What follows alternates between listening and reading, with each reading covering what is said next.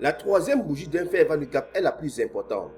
C'est elle qui va déterminer si le gap va tenir, si le prix va revenir dedans ou s'il va simplement continuer sa trajectoire sans le retester. Et en fonction de la forme que prendra cette troisième bougie, nous aurons trois types de fair value gap. Le gap de rejet, le gap de continuation ou le gap de consolidation. Dans cette vidéo, on va se concentrer sur le premier type de fair value gap, à savoir le gap de rejet. C'est le pire fair value gap à utiliser en trading et vous allez vite comprendre pourquoi. Alors entrons directement dans le vif du sujet. Avant de commencer, je vous invite à me suivre sur Telegram et à rejoindre le groupe WhatsApp où je partage des vidéos exclusives et des astuces pour améliorer votre trading. Les liens sont dans la description. Commençons d'abord par la théorie pour bien comprendre ce qu'est un fair value gap.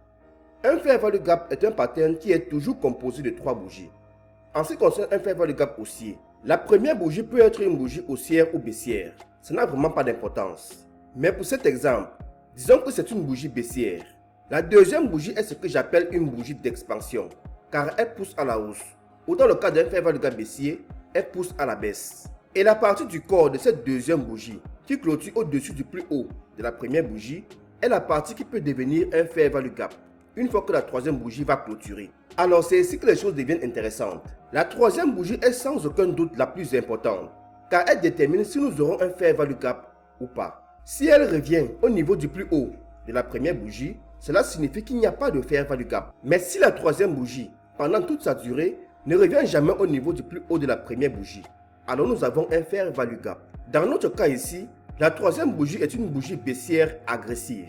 Au départ, nous avions une large zone représentant un potentiel fair value gap. Mais à la clôture de cette bougie, seule une petite zone subsiste, témoignant de la forte pression baissière sur le marché. Donc si la troisième bougie affiche un mouvement baissier agressif contre le fair value gap initial, mon premier réflexe est de considérer que ce fair value gap a peu de chances de tenir. Autrement dit, ce n'est pas un fair value gap à forte probabilité. Si ce fair value gap doit tenir, alors il y a de fortes chances qu'un retracement important ait lieu à l'intérieur, potentiellement jusqu'à un autre niveau de support, comme un order block avant une reprise haussière. Pourquoi? Tout simplement parce que le marché est un terrain de bataille entre acheteurs et vendeurs. Si un fair value gap subit une forte pression vendeuse, il ne va pas, comme par magie, inverser immédiatement cette dynamique baissière. Maintenant que nous avons compris à quoi ressemble un gap de rejet et ce qu'il signifie en termes de price action, passons au graphique pour l'observer en situation réelle. Sur ce graphique, comme mentionné plus tôt, la première bougie d'un fair value gap peut être haussière ou baissière. Ici, il s'agit d'une bougie baissière. La deuxième bougie représente la phase d'expansion et dans notre cas ici, elle est haussière. Toute la partie de son corps qui clôture au-dessus du plus haut de la première bougie définit la zone potentielle du fair value gap. Avant même l'ouverture de la troisième bougie, nous avons donc une large zone identifiée comme potentiel fair value gap. Mais à la clôture de la troisième bougie, cette zone se réduit considérablement, ne représentant même plus 10% du gap initial. Cela signifie que nous sommes face à un gap de rejet, ce qui exige une plus grande prudence. Pourquoi? Parce qu'un tel gap indique une forte pression baissière. Si la troisième bougie affiche une poussée agressive à la baisse, cela suggère que le marché est dominé par les vendeurs. Alors que se passera-t-il lorsque le prix reviendra dans ce fair value gap? Soit il consolidera, soit il traversera simplement le gap, le rendant ainsi invalide. Donc en résumé, face à un gap de rejet, il est essentiel d'attendre plus de confirmation avant de prendre position. Nous verrons dans un instant ce que veut dire plus de confirmation. Faisons un autre exemple. Nous avons donc ici une première bougie baissière, suivie d'une bougie d'expansion haussière, ce qui nous donne ce potentiel fair value gap. Mais après la clôture de la troisième bougie, ce potentiel fair value gap devient un gap de rejet, indiquant ainsi une forte pression baissière. Et comme nous pouvons le voir, le prix pousse à la baisse. Alors, comment trader ce type de fair value gap? Alors ici sur ce graphique hebdomadaire, nous avons ce gap de rejet. Et comme mentionné plus tôt, ce type de fair value gap nécessite plus de confirmation avant d'envisager une prise de position. Mais concrètement, que signifie plus de confirmation? Cela signifie qu'une fois que le prix revient dans le gap, il faut passer sur un time frame inférieur et attendre un changement d'order flow. Plus le time frame est élevé, moins nous avons besoin de confirmation. Par exemple, une confirmation sur le time frame 4 heures a plus de poids qu'une confirmation du time frame 15 minutes. Car un fair value gap sur le 4 heures représente plusieurs fair value gaps sur le 15 minutes. Alors ici sur le time frame 4 heures, lorsque le prix revient dans notre gap de rejet ici, nous avons un fair value gap haussier qui se forme, un gap de consolidation. C'est une excellente confirmation et un support potentiel que le prix peut utiliser pour poursuivre le mouvement haussier. Maintenant, vous savez exactement ce qu'est un gap de rejet, comment l'identifier et comment le trader. Le meilleur moyen de bien assimiler cette notion, c'est de la mettre en pratique. Alors ouvrez un graphique, repérez des gaps de rejet et observez comment le prix a réagi en revenant dedans. N'oubliez pas de vous abonner et d'activer la cloche de notification pour ne rien manquer. Rejoignez aussi mon canal Telegram ainsi que le groupe WhatsApp où je partage des astuces qui peuvent réellement booster votre trading. Merci d'avoir regardé et à très bientôt. La notion d'order block est l'une des notions les plus importantes du Smart Money Concept. Une bougie haussière ne signifie pas qu'il s'agit d'un order block baissier. Et une bougie baissière ne signifie pas qu'il s'agit automatiquement d'un order block haussier. Alors, qu'est-ce qu'un order block? Alors, nous avons une approche simple et mécanique que nous utilisons pour identifier l'order block ayant la plus grande probabilité de tenir. Je vais vous donner le guide exact que nous utilisons pour identifier un order block valide.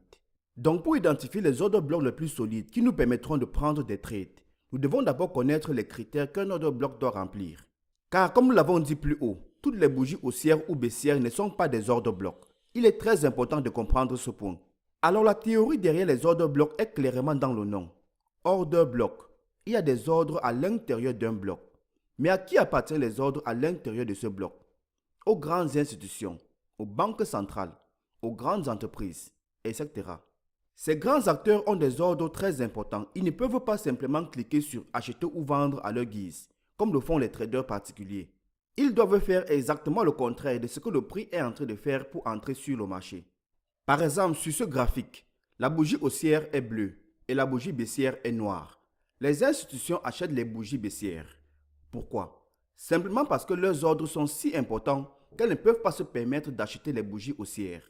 Alors, étant donné que sur le marché, pour chaque acheteur, il doit y avoir un vendeur. Et pour chaque vendeur, il doit y avoir un acheteur. Donc, si nous savons qu'il y a des vendeurs au niveau des bougies baissières, alors qui achète ces ordres de vente? Les grands acteurs, bien sûr. Et que créons-nous lorsque ces grands acteurs achètent ces ordres de vente? Des order blocks. Nous venons donc d'expliquer les bases et la logique derrière un order block. Et bien sûr, si vous avez une explication différente et qu'elle fonctionne pour vous, n'hésitez pas à l'utiliser. Alors, comment identifier un order block? Donc, si nous savons que les grands acteurs du marché achètent les bougies baissières et vendent les bougies haussières, alors les bougies haussières et baissières pourraient être des order blocks. Passons maintenant à notre critère principal qu'une bougie haussière ou baissière doit remplir pour être considérée comme un order block. Nous avons d'autres critères qui nous permettent d'identifier les order blocks les plus solides, mais pour cette vidéo, nous allons nous concentrer sur un seul et unique critère. Donc si nous cherchons à identifier un order block haussier, nous voulons voir une bougie baissière. Une bougie baissière qui remplit donc notre critère est un order block haussier. Alors nous avons une condition essentielle qu'une bougie doit remplir pour être considérée comme un order block valide. Et cette condition est le fair value gap. Les fair value gap, encore appelés imbalance, sont le niveau SR les plus importants. Qu'est-ce que cela signifie? Ça veut dire que sans fair value gap, rien n'est valide. En d'autres termes, il n'y a pas d'order block valide s'il n'y a pas de fair value gap. Et aussi un point très important à retenir est que le fair value gap doit être créé dans la même impulsion que l'order block. Alors, qu'est-ce qu'un fair value gap ou écart de juste valeur en français? C'est un déséquilibre qui laisse derrière lui une inefficience sur le marché. Le prix évolue toujours de manière efficiente dans le but d'offrir un marché équitable à tous les participants. Donc, si nous avons un déséquilibre au niveau du côté acheteur, cela signifie que nous avons une inefficience au niveau du côté vendeur. Par conséquent, pour offrir un marché équitable, nous devons rééquilibrer le marché en offrant une chance aux vendeurs de participer également aux échanges. Les fair value gaps sont connus sous plusieurs noms différents. Nous avons imbalance, BC, qui signifie buy side imbalance, sell side inefficiency, et CB, qui signifie sell side imbalance, buy side inefficiency. Tous ces différents noms, fair value gap, imbalance, BC et CB, veulent tous dire la même chose. Mais dans cette vidéo, nous allons nous concentrer sur les fair value gap. Alors, à quoi ressemble un fair value gap? Un fair value gap est un pattern composé de 3 bougies. La première bougie d'un fair value gap haussier peut être une bougie haussière ou baissière. Ça n'a vraiment pas d'importance.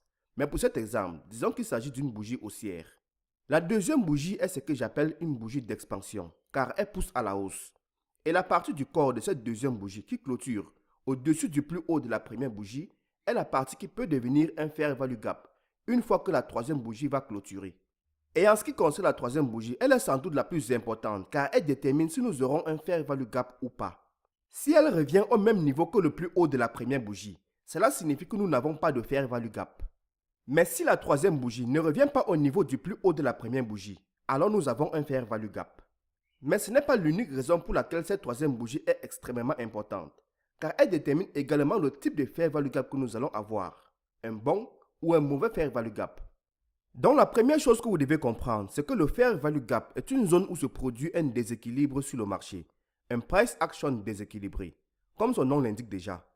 Alors les gaps que nous voyons ici à droite, le premier fair value gap que nous avons ici, le fair value gap haussier. Dans ce cas, nous n'avons eu que les acheteurs, buy side sur le marché. Il n'y a que les acheteurs qui ont eu la possibilité de participer aux échanges. Alors que devons-nous faire maintenant? Nous devons revenir dans ce fair value gap pour offrir une chance aux vendeurs, sell side, de participer eux aussi aux échanges. C'est la première chose que nous devons comprendre, car cela nous permet de comprendre exactement pourquoi nous utilisons les fair value gap. La deuxième chose que nous devons comprendre est le momentum. Les fair value gap sont une manifestation du momentum. Vous n'avez pas besoin de savoir ce qu'est un fair value gap pour comprendre qu'il indique une pression haussière ou baissière sur le marché. Ce mouvement rapide, ce momentum sur le marché crée des fair value gap, ce qui nous indique également que le prix veut probablement se diriger vers quelque chose. Cela nous montre les intentions des grands acteurs du marché. Et ces intentions sont les traces que nous pouvons suivre. Lorsqu'il y a du momentum sur le marché, il y a aussi une opportunité de manipuler le price action. Le point suivant que nous avons est la manipulation, car les fair value gap sont également utilisés à des fins de manipulation. Lorsque nous avons un fair value gap haussier, cela ne veut pas nécessairement dire que nous voulons toujours continuer à monter. Car ce fair value gap haussier pourrait être un excellent moyen de piéger les traders, en leur faisant croire que le momentum est haussier, alors qu'en réalité, le momentum dans son ensemble est en train de changer de direction pour devenir baissier. Passons maintenant sur le graphique pour voir concrètement à quoi ressemble un order block. Sur ce graphique, nous avons ces deux bougies baissières. Et aussi, vous devez savoir qu'un order block n'a pas besoin d'être constitué que d'une seule bougie. Il peut s'agir d'une seule bougie, mais s'il y a plusieurs bougies baissières consécutives ou plusieurs bougies haussières consécutives, alors il s'agit d'un grand order block. Donc dans notre cas ici, nous avons ces deux bougies baissières consécutives qui constituent donc un order block. Maintenant, ce que nous devons faire, c'est vérifier si cet order block remplit notre condition essentielle, à savoir le fair value gap. Alors cet order block vient-il d'un précédent niveau de support? Oui, il vient de ce fair value gap juste ici. Ces deux bougies baissières constituent donc un order block, car nous venons d'un précédent niveau de support, ce fair value gap. Maintenant, nous avons besoin d'un fair value gap qui illustre le déséquilibre créé par l'entrée des grands acteurs sur le marché. Alors nous avons notre swing low ici, et nous avons notre fair value gap juste ici. Et il est situé dans la même impulsion que notre order block. Le swing high n'est pas vraiment important, mais une autre chose très importante est que nous devons casser le plus haut de l'order block pour compléter le processus. Et où se situe donc le plus haut de ce grand order block? Juste ici. Et une fois que le prix casse ce niveau et clôture au-dessus, nous avons un order block valide à partir duquel nous pouvons trader lorsque le prix reviendra à l'intérieur. Voilà donc les caractéristiques basiques d'un order block, mais il est essentiel pour vous de les maîtriser. Car ce qui fera de vous un trader pro, c'est votre capacité à maîtriser les notions basiques et à les mettre en pratique de manière consistante. Donc lorsque le prix revient à l'intérieur de votre order block, vous passez sur les time frames inférieurs pour commencer à chercher votre pattern d'entrée pour suivre le mouvement haussier. Alors pour comprendre un concept, il est très important pour vous d'analyser vos propres graphiques en mettant en pratique ce que vous venez d'apprendre.